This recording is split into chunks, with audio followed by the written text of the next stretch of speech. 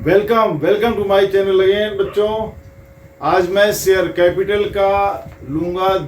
एक पार्ट है issue of shares against assets, या इसको दूसरे वर्ड्स में कहते हैं consideration other than cash. Cash के अलावा दूसरी चीजों के बदले में शेयर इशू करना। कभी कभी क्या होता है कि एक बड़ी कंपनी छोटी कंपनी को अपने में मर्ज कर लेती है, या छोटी कंपनी वाला अपनी कंपनी को बेच देता है या मर्ज कर देता है एक बड़ी कंपनी में और उसमें शेयर ले लेता है। उसका एग्जाम्पल है कोक या पेप्सी। शायद पेप्सी में, और पहले इंडिया का थम्सअप हुआ करता था, तो उसने थम्सअप ने अपने आप को कोक या पेप्सी दोनों में से कोई एक है इसमें मर्ज कर दिया। तो आप देखेंगे कि थम्सअप की बॉटल्स हैं, लेकिन वो एक्चुअली में वो शेयर होल्डर है थम्सअप। अब वो बड़ी मल्टीनेशनल कंपनी इंडिया में आ गई, तो उन्होंने इस तरह से मर्जर कर दिया। फिलहाल अब उस केस में जब एक बड़ी कंपनी के अंदर छोटी कंपनी मर्ज करती है, बेचने में तो क्या होगा, वो पैसा लेगा। लेकिन कभी कभी क्या होता है कि बड़ी कंपनियां पैसे के अलावा, जैसे मान लीजिए आपके पास छोटी कंपनी है किसी चीज की, बगल में रिलायंस ने बहुत बड़ी कंपनी खोल ली। अब आपको लग रहा है कि मार्केट में मैं इनको टक्कर नहीं दे पाऊंगा, तो वो भी कंपनियां चाहती हैं कि आप प्रपोज करती हैं और आपने कंपनी को बेच दिया। तो दो ऑप्शन है, या तो आप पूरा पैसा लेंगे या तो पूरा शेयर लेंगे। और ज्यादातर क्या होता है कि दोनों लेते हैं, कुछ पैसा लेते हैं कुछ शेयर लेते हैं, क्योंकि बेचने वाले को जरूरत होती है तो कुछ पैसा भी ले लेता है, बाकी वो बड़ी कंपनी में एक अच्छा खासा शेयर पाया जाता है। तो इस तरह से चीजें होती हैं। इसको कहते हैं issue of shares for consideration other than cash. अब इसमें मैं एग्जांपल लेता हूं। देखिए, एक कंपनी है, acquired assets worth ₹20 lakh. 20 lakh के एसेट कंपनी एक्वायर कर रही है, 20 लाख के, 20 लाख के। और कंपनी के ऊपर लोन भी है, लाइबिलिटी भी है 5 लाख की। मान लीजिए कोई कंपनी है, उसके टोटल एसेट्स कितने हैं, 20 लाख के हैं, और उसकी लाइबिलिटी भी है 5 लाख की। अब ये किसी और कंपनी में मर्ज हो रही है या सेल ऑफ हो रही है, ठीक।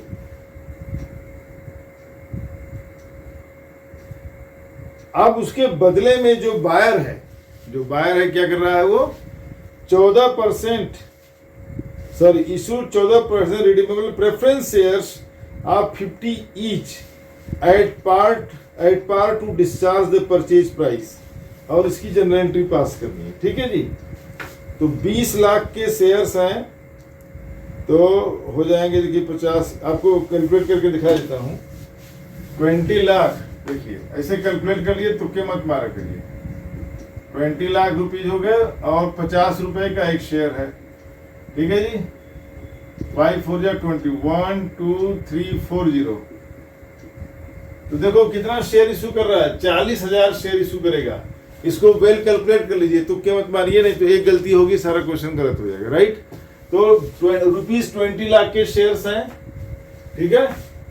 ये वैल्यू दिया हुआ है, 20 लाख का एसेट है, सॉरी।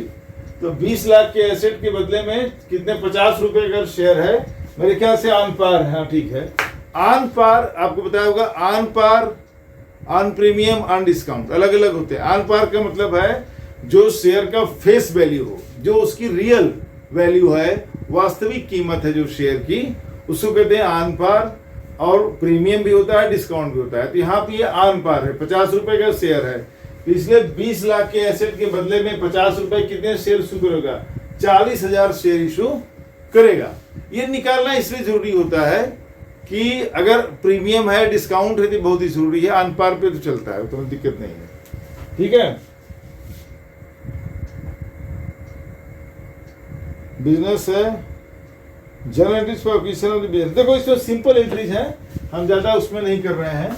आप देख लीजिए, पहले ये बना दिया, ये बना दिया, ये बना दिया, 2 ही एंट्रीज होती हैं, ज्यादा नहीं, ठीक है।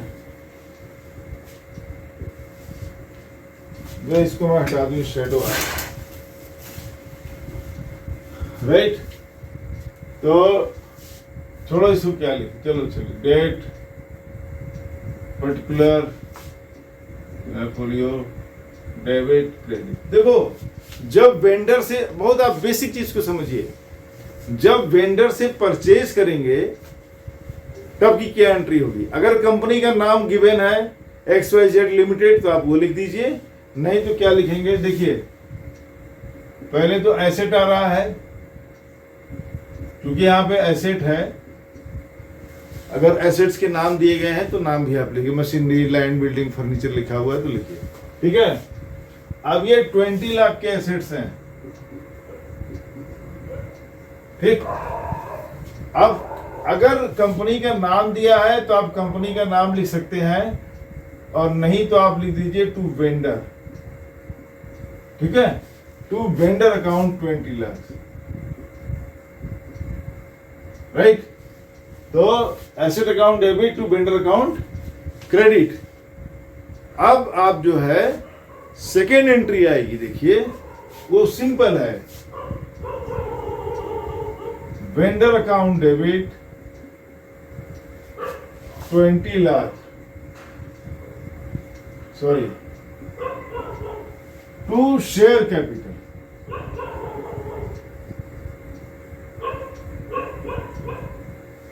$20 लाख, राइट। तो सिर्फ 2 एंट्रीज होंगी, ज्यादा एंट्रीज में नहीं होने वाली है। कभी कभी देखो इसमें कैश, मैं एक एग्जांपल आपको सीन देता हूं, एक चीज और सॉल्व कर दूंगा।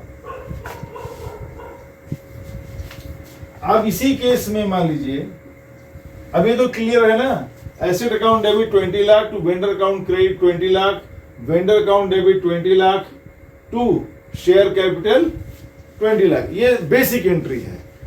It is issue of shares for consideration other than cash, on par है, ऑन पार मतलब फेस वैल्यू पर है, 50 रुपए का 50 रुपए, no premium no discount, right. अब इसमें मैं अपने से आपको बताता हूं, क्वेश्चन में नहीं है, एक ऑप्शन आप तो नहीं करेंगे, सेकेंड चांस है। मान लीजिए इसको हटा देते, बंद कर दिया, ठीक है, दिस इज क्लोज। मान लो इसी केस में वो बंदा कहता है जो बेच रहा अपनी कंपनी को, वो ये कहता है कि मुझे कुछ पैसे भी चाहिए, कैश, मुझे कुछ कैश भी चाहिए। मान लीजिए एग्जांपल के लिए, मान लो कहता है कि 5 लाख तो मैं कैश लूंगा और 15 लाख के मेरे शेयर चाहिए। तो उस केस में देखिए फर्स्ट एंट्री तो वही होगी, ये एंट्री वही होगी, दूसरी एंट्री में चेंज हो जाएगा। आप देख लीजिए इसी में क्लियर हो जाएगा, ठीक है। तो दूसरी एंट्री क्या हो जाएगी,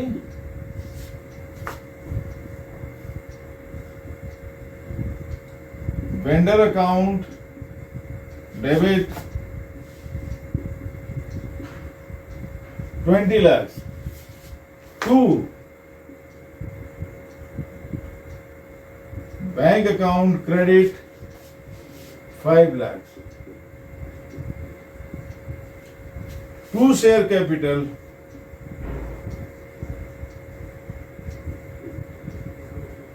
15 लाख। इस तरह से, राइट, सो इजी। पार्ट मैंने एग्जांपल दे दिया आपको कि दोनों ही आपको क्लियर हो जाएगा।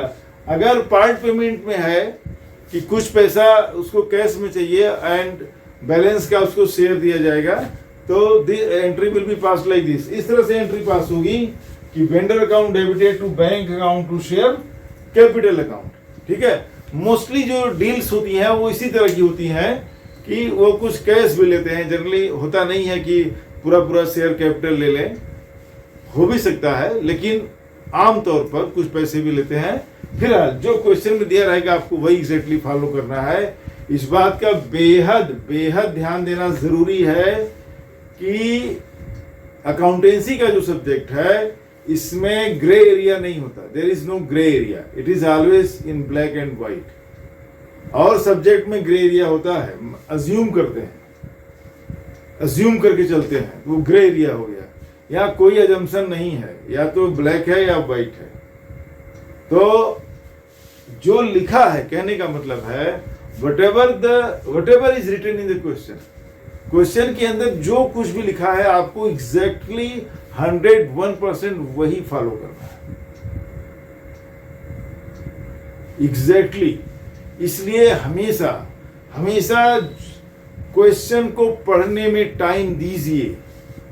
जितना टाइम आप क्वेश्चन को पढ़ने में देंगे, रीड करने में देंगे, उतना फास्ट आपका सोल्यूशन निकलेगा। 90% बच्चे क्वेश्चन को ठीक से नहीं पढ़ते और गलतियां कर देते हैं, और बाद में वो बैलेंस शीट मैच नहीं हो रहा है, उसको काट रहे हैं, लिख रहे हैं, फिर घसीट रहे हैं, ये नहीं हो रहा है तो वो नहीं हो रहा, वहां तो कुछ होता नहीं, आपको बैलेंस शीट नहीं मैच किया, आपका दिमाग ठनकेगा, तो आपको सारे अकाउंट चेक करने पड़ेंगे। तो इसलिए आप अगर क्वेश्चन को बहुत अच्छे तरीके से पढ़ते हैं तो बाद में गलती नहीं होगी, वो आपका टाइम सेव होगा। ये बहुत बड़ी गलतफहमी है काफी बच्चों में कि अरे क्वेश्चन पढ़ने के आगे सॉल्व करते हैं, 2 लाइन पढ़ाओ सॉल्व करना शुरू करते हैं। No, go through the entire question at least thrice, 3 बारी जरूर पढ़िए।